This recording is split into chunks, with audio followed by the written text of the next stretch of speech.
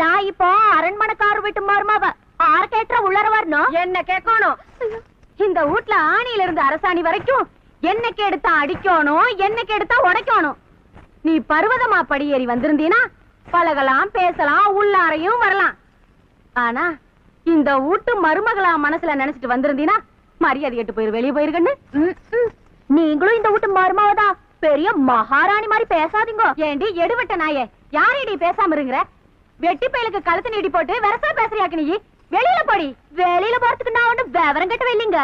எனக்கு உள்ளார வரத்துக்கு உரிமை இருக்குதாக்கு. அதுக்கு அடையாளமா இந்த அரண்மனை வாரிசு என்ற காலத்துல கட்டின தாலி இருக்குதுங்க. வாரிசா பைத்தியக்காரி. இந்த அரண்மனைக்கே ஒன்னே ஒண்ணு கண்ணே கண்ணுன்னு என்ற பொண்ணுதான் வாரிசு, வேற ஆம்பளை வாரிசே கிடையாதுன்னு அரண்மனைக்காரி என்னைக்கு அடிச்சு சொல்லி போட்டார். வந்துட்டா.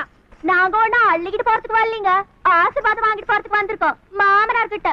எது ஆசீர்வாதம்? நல்ல வீலுக்கு நான்